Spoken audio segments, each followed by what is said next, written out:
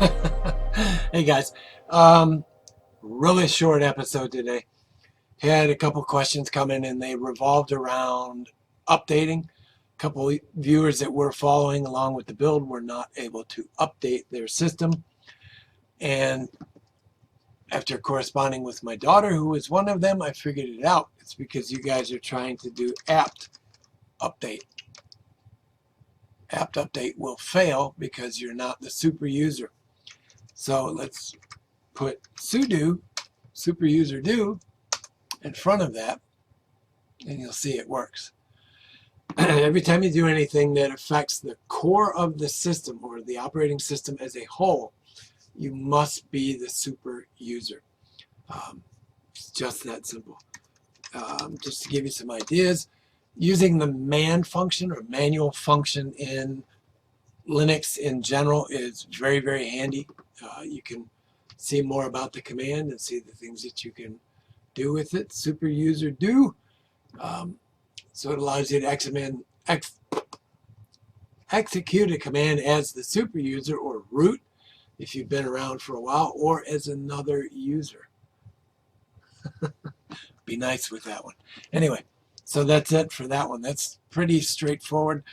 Another viewer was farther down the road and obviously using a different Raspberry Pi, but that's fine, doesn't matter. Was not happy with the performance of VNC connecting from his desktop to the Raspberry Pi. Yeah, I'll give you that one. VNC is not a speed demon at all. This is what I do. What you do, you know how that one goes, right? What I would recommend is installing xrdp. So it's sudo apt install xrdp. Let the install run. It's, I think, around 80 megabytes of data to download. Let the install complete. Then issue sudo reboot to restart your system. Once it's back up, you should be in a lot better shape. And how you access that is by hitting the start button and just type in remote. You're looking for remote desktop connection. When that's up. So in this case, which machine am I logged into? Hero, which is over on the left there on the top. We'll talk about that build in not too long. I'm just trying to get all my Raspberry Pis and my Arduinos in one area where I can kind of centralize it. And I figured, why not turn it into something semi-artistic, right? Or autistic, as the case may be. But yeah, so you're going to remote desktop into the host name, which will either be Raspberry Pi or whatever you named it during the install. And then we'll just... interesting. No worries. I've been having problems with name resolution on my network, and I can't figure out what's causing it. So we're going to go to 45, which should still be in my... Yep. So there. Once it's rebooted and you run remote desktop, this is the screen you're presented with. It's your standard login, tab, and then your super secret password. You can either tab down or mouse down and select the password box. Don't hit enter because it hits OK automatically. They've still not figured that one out. Anyway, so once it starts up, now you have your full desktop session. It's not much faster than VNC, but it is just fast enough to keep it going. And you have your full desktop options.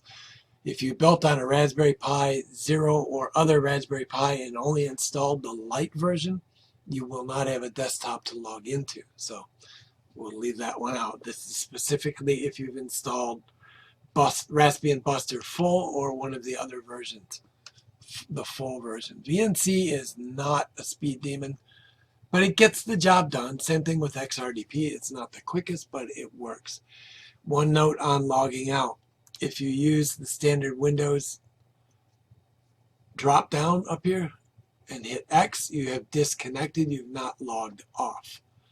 So your session will remain running on your Raspberry Pi. So it's better, unless you're going to log back in, just to go to shutdown and log out.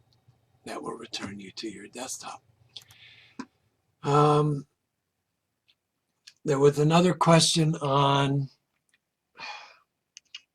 Raspberry Pi gaming, and I did start on that, but I haven't had a chance to finish the build. I got it working, but ran into a snag. So what we're going to build in upcoming episodes is a RetroPie, so for retro gaming. I happen to have a NES Pi case, and I've already built mine into it. It's actually a pretty slick little case. They hide the Ethernet and 2 USBs behind the little door, but yeah. So those of you who have old ROM games and you have the ROMs, I'm not going to get into the legality of it here. Suffice it to say, the general rule of thumb is unless you have the original cartridge, the ROM that you have is illegal. I'll leave that up to you. There are plenty of open source ROMs available for gaming. Just to give you an idea of what's available and supported by RetroPie, so you can start thinking ahead here. These are all of the platforms that are supported on RetroPie. Quite a few as you go down through here. It's pretty shocking, including the old ZX. Wii is supported. I have yet to mess with that. Like I said, I have a few open source ROMs, and then I have an old Pac-Man ROM and one of the Batman ROMs. I forgot which game that was, and I still have those cartridges in my junk.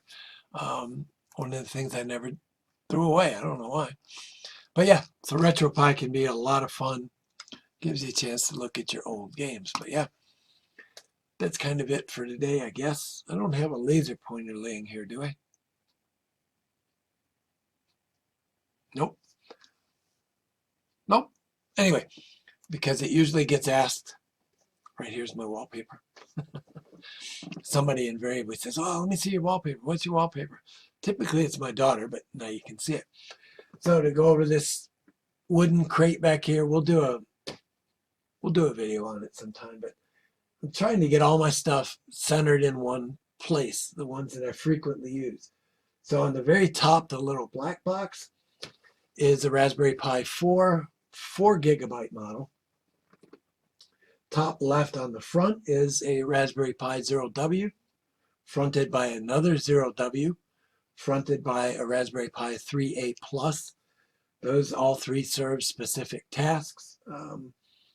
The 3A Plus in the front is my MQTT broker, which we should be able to take a look at here and see what's going on. It's actually pretty quiet now. I've talked about MQTT briefly in the past, but this is just MQTT Explorer. It allows me to look at different messages that are floating around in the telemetry. To the right of that are two Raspberry Pi 3s that are being transferred from my desk here, my work desk, over to there. Thermal sensor, PIR sensor, temperature sensor, a couple of relays were on there. Talked about those at some point in the past, and I've had a few different questions on relays, so we'll go back up and talk about those at some point here. Probably as I'm putting this back together, because it's a good good reason to go through it, because I'm rebuilding the system. Anyways, and then on the bottom, right now I've moved my Arduino Uno over there, and I still have a Mega to get over there, and I'm waiting on some parts to get in to mount up a breadboard. So if you don't know what a breadboard is, it's for building electronic circuits on, and an ESP, as well as this is a Node MCU, but I think this is an ESP32 version. Nope, this is an 8266. Anyways, both of these are going on to DIN rails to be mounted on the bottom row. The Node 0 will probably go on the top row just to keep the wiring run shorter. Again, it's just a sensor packet. So yeah, that's it for today, guys. Here, I'll give you the pretty sunset one more time. And yeah, that's it for today, guys. I'll see you on Thursday or possibly tomorrow. I have some video footage from a walk on Monday. I'm not sure if I'm going to release that or just wait until Thursday and do a new one. It's going to depend on the weather mostly. Anyway, that's it for today, guys. Be good, be well, wear a mask, stay smart, be strong, stay mighty. And I'll see you guys next time. Bye-bye. Be good.